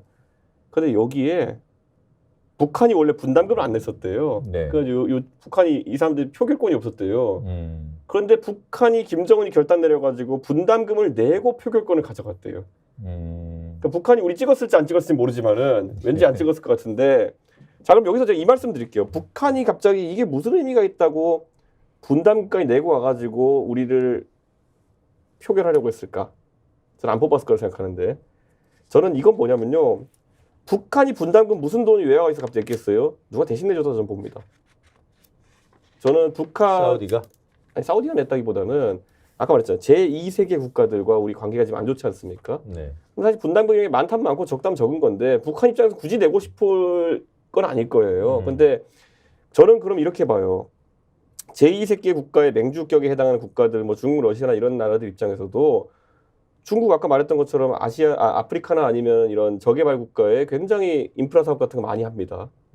그리고 러시아 같은 경우에는 결국에는 CIS라서 독립국가연합을 사실상 이끌고 있는 국가고요. 네. 그리고 실제로 가보면은 러시아 밑에 무슨 스탄 어떻게 하는 국가들 이런 나라들은 굉장히 러시아와 중국의 영향을 많이 받습니다. 그럼 이런 나라들 플러스 어쩌면 북한까지도 완고하게 우리를 안 찍겠다고 나섰던 거겠죠. 네. 그래서 조금 전에 채널 A 이 보도 얘기를 해주셔서 네. 채널 A가 이 부산 엑스포 이 소위 말하는 헛바람 집어넣는데 1등 공신입니다. 제가 이 보도들을 보면요. 몇 대 몇. 지금 결론은 119대 29로 나타났잖아요. 70대 70, 뭐 80대 87 이런 보도를 몇 차례 했습니다. 저는 근데 이거를 제가 봤을 땐 채널 A가 아무리 그래도 인용을 안 하고 했을 리는 없을 것 같거든요. 저는 누가 분명히 빨대라고 생각했지만 굉장히 허풍 불어넣는 사람이 있었던 것 같아요. 네. 그러니까 고급 정보라고 생각해서 채널 A는 보도했겠지만은 그렇죠. 거기에다 뭐 알려주는 거지. 그러면 하는데 아무튼 이건 100번 얘기해봐야 필요 없어요. 네, 우리 정부의 능력, 외교 능력, 그다음에 언론의 수준 이런 것들을 한꺼번에 보여주는 참 뭐라고 할까요? 좀 부산 시민 입장에서는 정말 안 좋은 소식이고 또 그럼에도 불구하고 우리가 이렇게 짚어내야 될 교훈 같은 게 있다면 정부의 외교 전략 수준 그리고 언론의 수준. 그럽시다. 저는 그런데 이 모든 걸 통틀어 가지고 그럼 언론은 왜 눈치 보고 있겠으며 아니면 기업들은 왜 눈치 보고 있었겠으며 모든 길은 하나로 통한다. 그 또 이 말하면 또 누가 뭐라 하지 뭐 환자는 서울에 있다. 예. 그러니까 이거를 자꾸 회피하면서 저는 국가 운영이 바뀔 거라고 생각하면 안 될 것 같아요. 무슨 말이냐면은 강서 보궐선거 때도 그렇게 제가 욕먹으면서 외치지 않았습니까? 결국에는 그분이 바뀌어야 된다. 서울에 있는 환자. 제가 환자를 모독하기 위해서 환자라는 표현을 쓴 게 아니라요. 인요한 위원장이 자꾸 여기 가서 다른 사람 환자로 지칭하니까 제가 환자는 서울에 있다고 한 건데 네. 저는 결국엔 지금 바뀌어야 되는 분은 한 분이다. 저도 얘기하잖아요. 대한민국 최대의 개혁과 혁신은 윤석열 대통령 변화가 있다. 그게 제일 큰 개혁이고 혁신이에요. 네. 이 모든 책임이 윤석열 대통령한테 있다니까요. 대통령의 변화는 뭐 제가 질문을 안 드리겠습니다. 그런데 안 변하니까. 안 변할 것 같고요. 입지는 어떻게 되겠습니까? 대통령의 입지. 그분은 그런 거 생각 안 해요. 그냥 가버리지. 그럴까요? 네. 저는 진짜 그렇지만은 총선이 가까워오고 저는 내년 총선 끝나보세요. 제가 불행한 예측이지만은 윤석열 대통령은 국민의힘에서 나가주쇼 하는 서러움까지 당할 거예요. 제가 그 국회에서 정론관에 기자회견할 때마다 저는 대통령에게도 생각하기 때문에 꼭 은유적인 표현으로 대통령에게 메시지 전달하려고 하거든요. 제가 지난번에 이제 세 가지 했잖아요. 엄석대가 되지 말라. 벌거숭이 임금님이 되지 말라. 그다음 돈키호테가 되지 말라. 그때마다 그 시기에 좀 문제되는 것들에 비유해서 얘기한 건데 삼위일체가 돼가는 것 같습니다. 지금. 이준석이 하지 말라는 건 한다. 그러니까 엄석대면서 망토도 안 입었고 거기다가 무슨 풍차에 돌격하는 약간 이런 상황이 돼가고 있는 것 같아가지고 빨리 바뀌셔야 된다 이렇게 얘기했습니다. 이 관련해서 하나만 더 여쭤보겠습니다. 막판에 일본이 지지 선언을 한 건 어떻게 봐야 됩니까? 저희를 갖고 놀았다 이런 느낌도 들어요, 사실. 저는 일본이 지지선언하는 걸 보고 아 우리 안 되겠구나 그렇게 느꼈어요. 일본이 사우디랑 가깝잖아요. 가깝다. 교감하에 그런 지지선을 했을까요? 아니요. 저는 어떻게 됐든 일본이 우리 편을 들어주는 것은 얼마나 윤석열 대통령이 퍼주었는데 네. 립서비스라도 하자. 네. 저는 이렇게 봐야 될 게 우리가 그러니까 미국의 원래 안보 이해에서 최우선이 뭐였냐면은 중동 안정이었습니다. 그런데 뭐 셰일 오일도 나오고 이렇게 하면서 결국에는 에너지 문제 있어가지고 어느 정도 자립이 가능한 상태가 되니까 그 다음에 미국이 들고 나온 게 인도 태평양 전략이잖아요. 네. 인도 태평양 전략이라는 것의 핵심은 중국 견제일 텐데 저는요 그 제1세계 국가들과 제2세계 국가들의 대립이 격화되는 속에서 일본의 지지선이 딱 의미하는 바가 뭐냐면요. 딱 소위 제1세계 국가라고 하는 곳 정도가 우리를 이제 외교적 우방으로 보는 상황이 오게 되는 거다. 네. 전 이런 생각을 하는 거죠. 제2세계, 제3세계는 거꾸로 이 제1세계와의 결속이 강해질수록 거리감이 느껴질 수밖에 없는 상황이 온다. 저는 이렇게 봅니다. 네. 자, 지금 뭐 중요한 일들이 자꾸 터져서 예. 오래전부터 두 분과 이렇게 대화를 나눠보고 싶었던 주제가 있어요. 선거법인데 또 네. 마침 지금 뭐 민주당에서 특히 선거법을 현재 연동형으로 유지해야 하는가 또는 병립으로 회귀해야 하는가 제3의 대안은 있는가 뭐 이런 논의가 꽤 좀 뭐 급하게 확산되는 느낌이라고 할까요? 그동안 이제 잠재돼 있다가 의원들이 집단으로 나서서 의견을 표명하고 민주당 사정이 지금 어떻게 되는 건가요? 글쎄요. 지금 저는 그 이재명 대표한테 들은 얘기는 없어요. 네. 제가 얘기를 한 것은 병립형으로 가면은 비례대표의 성격이 퇴색하고 네. 연동형으로 가면 위성정당이 나올 수밖에 없고 이런 게 있으니까 조금 더 선거법은 여야 정개특위에서 완전 합의가 돼야 되거든요. 네. 그러니까 조금 더 여야가 합의를 해보는 게 좋다. 그래서 그것이 누더기 법이 될 망정. 그래서 김대중 대통령도 타협에 의거해서 이루어진 법을 지렁탕에서 핀 연꽃이다. 그럴 수밖에 없는 게 정치 아니에요? 예. 차악을 행할 수도 있기 때문에. 그런데 지금 현재는 조금 더 논의할 수밖에 없지 않냐 그렇게 네. 봐요. 일단 그 어제 이재명 대표의 입장이 담긴 영상이 있어서 그거 먼저 보고 좀 질문을 간단하게 좀 드려보겠습니다. 만약에 내년 총선에서 우리가 일당을 놓치거나 또는 과반을 확보하지 못하거나 이런 상황이 발생하면 지금 이 폭주 과거로의 퇴행, 역주행을 막을 길이 없지 않습니까? 멋있게 치면 무슨 소용이 있겠어요? 물론 뭐 긴 역사의 관점으로 보면 저는 다른 방향의 얘기도 가능하긴 한데 지금 우리가 처한 상황이 너무 엄혹하다. 이 대표님 어떻게 들으셨습니까? 이건 병립형으로 돌아가겠다 이렇게들 해석을 하더군요. 뭐 실사구시 정신으로 현실적으로 보면은 원내 다수당이 되는 게 원칙이죠. 그렇기 때문에 병립형으로 돌아간다라고 해석을 할 수가 있죠. 저는 지금 이재명 대표의 입장에서 제가 만약 당대표하고 있으면요. 저런 생각은 안 할 것 같아요. 무슨 말이냐면은 우리가 지면 어떻게 하느냐를 지금 언급하고 있잖아요. 네. 지면 안 되니까 그 비례 다만 10석이라도 더 끌어와가지고 우리가 이렇게 가야 된다고 얘기하잖아요. 이게 읍소용 전술도 아니고 지금 누가 봐도 민주당에서 수도권 선거에 상당히 유리하다는 거는 지금 기본 강서 보궐선거에서 입증된 그 통계인데 저 말은 제가 굳이 해석하자면요. 내가 당대표로서 비례대표를 한 10명에 20명 정도 선임할 수 있는 권한을 행사할 수 있는데 내가 포기하기 너무 아쉽다로밖에 안 들려요. 그렇게 들린다. 왜냐하면은 이재명 대표는 지금까지 민주당에서 최근 한 1년 정도의 기간을 빼놓고는 항상 소수자로서 정치를 해왔기 때문에 당의 세력이 없어가지고 본인이 어려운 시절을 보냈던 거 이런 것들을 생각하고 있는 것 같아요. 제가 봤을 때 지금 시점에서 이재명 대표가 지금 선거 치렀을 때 민주당 내에 주류적 위치를 놓칠 가능성은 많지 않아 보입니다. 그런데 그 자신감이 좀 부족해 보이는 것 같아요. 저렇게 안 해도 되는데 비례대표를 직접 더 확보하려는 그런 전략으로 그게 아니면 저는 저거는 약간 논리적으로는 이해가 안 되는 상황이고 당대표가 지금 상황에 저렇게 패배를 두려워하는 모습을 보이는 것도 약간은 전술적으로는 이상한 모습입니다. 어떻게 됐든 국민의힘은 병립형 옛날로 돌아가자는 거예요. 예. 그것이 그분들은 당론이에요.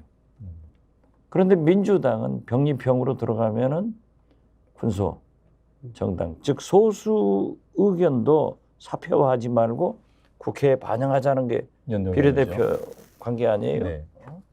그렇기 때문에 병립형을 해도 민주당이 비난받고 연동형을 하면은 소위 정당을 안 만들어야 되잖아요. 위성정당을 안 위성정당을. 만들어야 되면 이제 손해를 보게 된다. 그런데 국민의힘은 위성정당을 할 거니까. 안 만든다고 하더라도 만들어지죠. 그러니까 사실상의 위성정당이 사실상 나온다. 나오죠. 네. 그렇기 때문에 저게 참 아주 난처한 입장에 지금 처해 있어요. 좀 밀도 있는 대화를 위해서 시간도 좀 제약돼 있으니까 두 분 일정도 있어서 자 지금 뭐 위성정당 방지법을 만들자는 의견에 수십 명의 민주당 의원들이 지금 목소리를 내고 있습니다. 근데 여기에 대해서 윤석열 대통령이 거부해버리면 그만인 거 아니냐라는 이제 반론도 현실적인 반론도 나와요. 이런 상황에서 민주당이 지금 뭐 당장 뭐 위성정당 만들겠다 이러면 여론의 역풍을 받겠지만 우리는 위성정당 방지를 위해서 방지법을 만드는데 윤석열 대통령이 거부를 하면 그때는 우리도 할 수 없다. 이 정도의 입장으로 혹시 뭐 당내 의원들이나 여론을 설득할 수 있을까요? 먼저 만들고 의원들 설득은 가능할 거예요. 그렇지만은 제야 시민단체, 군소정당, 특히 진보 세력들은 민주당한테 몰매를 댈 거예요. 네. 이 대표님은 어떻게 보십니까? 이런 방안이요. 위성정당을 방지법을 만들어요. 지금은 75명인가요? 85명 국회의원들이 민주당 의원들이 방지법 만들어라 이러고 있거든요. 저는 이제 의총을 오늘 원래 하기로 했다가 네. 내일로 미룬 것이 제가 민주당 쪽에서 전해 듣기로는 지금 당내에 상당히 연동형을 지지하는 덩어리가 커가지고 네. 의총 열었다가 어떤 결과가 나올지 이재명 대표가 확신이 없기 때문에 늦췄다라고 알고 있거든요. 네. 뭐 그렇다고 봤을 때 이재명 대표가 자꾸 변수를 하나로만 생각하는 것 같아요. 나 지면 어떡하지? 나 지면 진짜 뭐 끝나는 거 아닌가? 이런 생각하는 것 같은데요. 지금 비명계의 움직임에 행동에 명분을 주기도 합니다. 이런 것들은. 네, 이재명 대표는 자기만 하는 사람이다. 네. 이런 것들. 그런데 그런 변수도 고민하지 않는 것 같고 두 번째로는요. 위성정당 방지법 같은 거를 만든다 해도 탄생할 수는 있습니다. 그런데 그렇게 판이 짜여졌을 때 보수보다 진보 쪽이 훨씬 유리합니다. 이건 제가 다 놓고 말씀드린 게 뭐냐면요. 제가 항상 정의당, 기본소득당 이런 데는 그래도 이제 보면은 아주 뭐 당명 자체는 좋은 말들로 포장돼 있어요. 그런데 이게 만약 위성정당 난립하게 되면 보수 쪽은 뭐 나올지 뻔하거든요. 네. 애국당 뭐 이런 거 나올 거거든요. 근데 그 정당들은 오히려 국민의힘의 표를 분산식을 흐트러뜨리고 3% 문석을 넘지 못해서 결국 의석을 얻지 못할 가능성이 높은 당들입니다. 사표가 많아진다 그 진영에. 사표가 그러니까 그럴 수밖에 없어. 이 보수 진영의 그 위성정당류는요, 지금까지 있어왔던 당들이 당명부터 개인적으로 그렇게 매력적이지 않은 당들이 많았습니다. 그래서 근데 할 수 있는 게 꼭 저기는 하면은 자유, 공화, 그다음에 애국 이런 거 넣을 수밖에 없거든요. 그래서 네. 이거는 덩어리로 봤을 땐 무조건 유리한 건데 지금 이재명 대표가 여기도 제 생각 간신 붙은 것 같아요. 그럼 지금 시민사회단체, 그러니까 만약에 위성방지법을 이제 발의해서 통과시킨 다음에 윤 대통령을 압박하고 그래도 안 되면 할 수 없어서 우리는 위성정당을 만들 수밖에 없습니다. 이렇게 할 경우에 내부는 설득을 할 수 있을지 몰라도 시민사회단체들로부터는 이제 욕을 먹는다. 그러겠죠. 그러면 이건 어떻습니까? 아예 그 국민의힘과의 선거법 협상을 그냥 치워버리고요. 그냥 지금 이대로 가되 그 통합형 비례정당을 민주당이 주도해서 제 정치 세력하고 야권 세력들하고 만드는 거죠. 이건 너무 낭만적인가요? 그런 것도 좋을 것 같아요. 그런데 어떻게 됐든 저는 선거법과 함께 네. 소수 세력을 국회 운영에 반영하기 위해서는 원내 교섭단체 구성 요건을 완화해라 이거예요. 지금 20석에서 네. 10석으로 내리면은 이러한 함께 논의가 된다고 하면은 훨씬 네. 더 유리한 그런 진전이 있을 거예요. 네. 과거에도 보면은 제가 강기가 노회찬, 심상정 네. 의원들하고 민노당이 정의당이 이러한 것을 얘기하기 전에 20석, 10석으로 내리는데 더 역할을 해봐라. 뭐 하다가 말고 그랬죠. 그런데 이번에 네. 이런 비례대표 문제가 논의될 때 저는 한꺼번에 20석에서 10석으로 완화되는 그런 교섭단체 구성 요건의 법이 개정됐으면 좋겠다 이 생각합니다. 그것도 선거법 개정 대상인가요? 그렇죠. 국회법이 어떻게 됐든 국회법. 네. 동의하시나요? 비례 교섭단체 기준을 낮추는 것.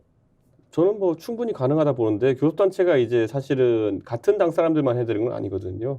그래서 당끼리 그렇죠. 연합해서 할 수도 있고 그래서 옛날에 선진과 창조의 연대 이런 것도 네. 하고 했는데 지금은 애초에 군소정당의 의석수가 나오기 어려운 구조라는 게 문제인 거겠죠. 그래서 연합 교섭단체를 구성하는 것 이전에 그 한 5랑 7이랑 10 정도는 합쳐야지 20이 되는 거 아닙니까? 근데 지금 네. 보면은 그 시민 뭐 비례정당 이런 거 만들었더니만은 더불어시민당 이런 거 조정훈 의원 같은 사람은 거의 왼쪽 끝 차선에서 오른쪽 끝 차선까지 쫙 가버리잖아요. 한 4년 사이에. 예. 그러니까 이런 상황이 발생하기 그건 뭐 시대 전환이 아니라 자기 전환한 거지 뭐. 그러니까 차선 전환이 너무 빨라가지고 지금 그러는데 예. 저는 이런 제도적 한계도 있다. 지금. 예, 알겠습니다. 이 선거법 문제도 뜨거운 쟁점이 될 것으로 보여서 다음 기회가 될 때 주제로 다뤄보겠습니다. 저희 연락망 홍보를 하고 가겠습니다. 네, 지금 그 이준석 대표께서 네. 광고비를 충분히 그 지불을 하겠다고 네. 잡아달라고 하는데 네. 직접 홍보를 해보시죠. 네, 제가 이전에 연락망을 구성해가지고 온라인에서 저희가 행사를 대구에서 한번 해봤더니만은 정말 참여도가 높으셔가지고 너무나도 저비용 고효율의 정치다 이런 생각이 들어서 이준석 연락망이라는 주소를 어떤 지지자분이 이렇게 간소화해서 만들어 주셨는데 브라우저에서 이준석.kr 치시고 들어가가지고 등록해 주시면은 행사하고 이럴 때 연락이 갈 거고요. 정말 돈 안 드는 정치하기 위해서 필요합니다. 네, 광고비는 김장했어요? 김장이요? 예. 조금 했습니다. 조금 했어요. 김장했어요? 아니 저는 안 했습니다. 안 하죠? 사왔습니다. 네. 해남 이맑은 김치 사잡수요. 그리고 김장을 여기서 하려면 마무리하겠습니다. 해남 배추, 절임 배추로 하면 좋아요. 그러면 이렇게 하겠습니다. 저는 여기서 혹시 원장님이 댓글로 내용 보내주시면은 3명 선정해가지고 김치 보내주겠다 이거 선언하시면은 선거법 위반인가? 선거법 위반. 자, 타이틀 주십시오. 큰일 나겠습니다. 예, 타이틀 예, 예. 주십시오. 네. 타이틀.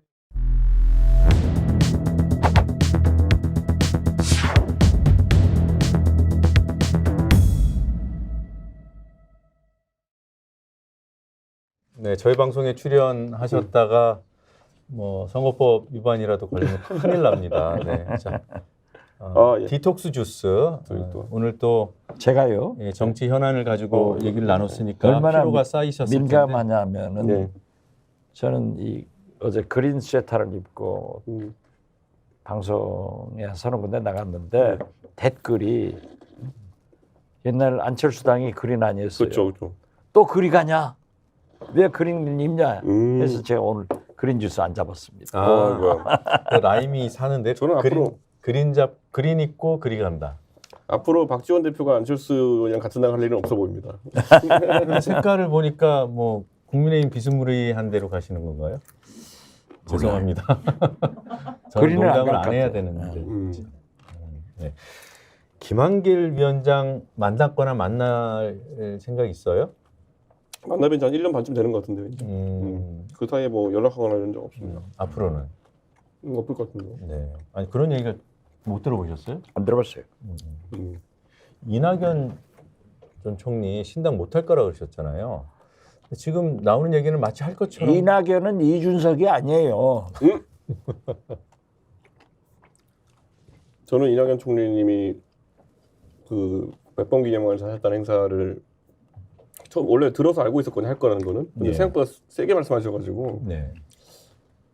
하실 것 같은데요. 두 분 생각이 이 전망이 잘 안 갈리는데 지금 부딪힙니다. 이제 확인 들어갈 수 있으니까 확실하게 자 신당은 안 한다. 저는- 이준석이 아니다. 아니죠. 그리고 성격적으로도 안 되고 안 하기도 하지만 못 하기도 한다. 그럴 거예요. 그리고 이낙연 전 대표가 민주당의 역사를 보면은 열린우리당을 노무현 대통령이 창당할 때 끝까지 민주당을 고수한 8명의 한 사람입니다. 그래서 후회하시는 거 아니에요? 그래가지고 다시 통합을 해서 노무현 대통령이 당선되는 거예요. 그래서 그러한 통합의 정치를 해온 분이지 분열하면은 안 된다는 것을 잘 알아요.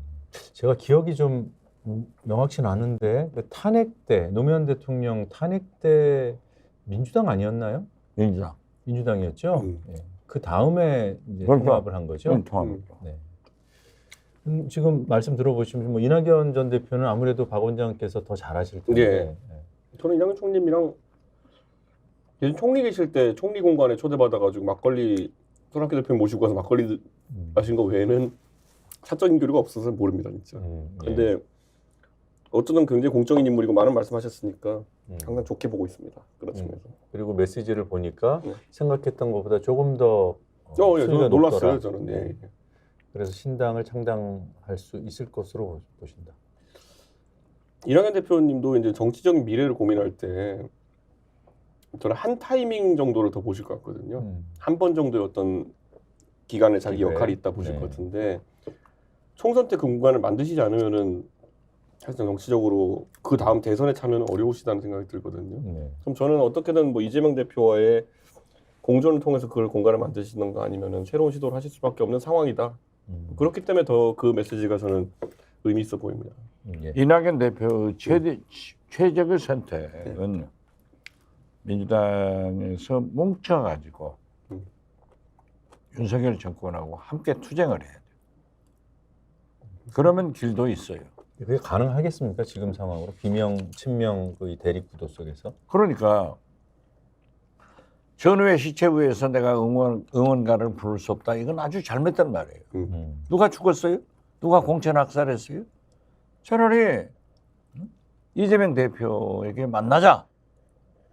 그렇게 안 하려면 공개적으로 공천은 이렇게 해야 된다. 그런 요구를 해야죠. 룰을 제시하거나 그렇죠. 직접 만나서 협의를 하거나. 그렇지 않으면은 명분이 없잖아요. 정치라는 건 다 명분이 있는 거죠. 이준석 신당 제가 얘기하잖아요. 이준석, 유승민 이 두 분이 창당하려고 하는 게 아니라 윤석열 대통령의 탄압과 몰아내는 그런 방식을 만들어주니까 금년 말에 하고 내년 초에 창당한다. 저는 작년부터 그렇게 얘기해요. 자, 이제 정치 현안 얘기는 여기서 좀 접고요. 저희 프로그램 얘기를 좀 해봐야겠는데 제가 시청자 여러분들께 죄송하다는 사과도 드려야 되고 또 시청자 여러분들 힘을 빌어서 두 분을 좀 압박도 해야 되는데요. 저희 디톡스 프로그램 오늘이 10회째입니다. 본 방송 시간이 매주 수요일 저녁 7시 50분이에요. 근데 유감스럽게도 그 시간을 지킨 날이 1회 딱 한 번이었습니다. 그 1회에는 반응이 굉장히 뜨거웠습니다. 이후에도 두 분 좋은 말씀 해주셔서 반응이 괜찮았는데 1회를 능가한 적이 없어요. 그래서 두 분께 공개적으로 시청자 여러분들 앞에서 다음 주에 7시 50분은 제 시간에 나와 주실 수 있는지 여쭤봅니다. 뭐 강요하는 건 아니에요. 편하게 말씀해 주세요. 네. 갑자기 시간표를 체크하겠습니다. 네, 시청자 여러분들 앞에서 약속을 해야겠다라는 굳은 마음을 가지고 오늘 이 자리에 앉았습니다. 다음 주에 노원구에서 7개 대학 연합 특강이 있어가지고 어려울 것 같습니다. 박 원장님 어떻게 됩니까? 저는 네. 이준석 전 대표를 좋아하기 때문에 예. 저분 일정에 항상 마칩니다. 제가 나중에 의석수만큼 밥을 사겠습니다. 네. 오늘 저의 쿠데타 시도는 실패한 것으로 결론이 났습니다. 네, 방송 끝나고 두 분과 시간 조율해서 미리 알려드리겠습니다. 그리고 제가 방송 중에 그 국군의 날 그 돈 많이 쓴 그 그래픽 그걸 저희가 VR이라고 말씀드렸는데 AR 증강현실 이렇게 실제하고 이렇게 합성해서 보여주는 거. 이준석 점 KR. 네. 그리고 해서 그리고 뭐 아까 어디 해남 무슨 김치요? 해남 김치. 이맑은 김치. 이맑은 김치. 네. 그거 저 이맑은 김치는 안 되는 거 아니에요? 안 된대요. 안 된답니다. 그런 얘기하면. 예. 방송 나갔는데 안 되면 아니 그게 아니라 사서 보내는 게 안 된다는 거죠. 아, 사서 보내는 건 안 돼요. 네. 사 먹어야지 뭐. 네. 이번 주 오늘 10회 순서는 여기서 마무리하겠습니다. 오늘도 두 분 말씀 잘 들었고요. 네. 다음 주에 뵙겠습니다. 자, 끝으로 정치 복원 외치면서 마무리하죠. 정치 복원. 예.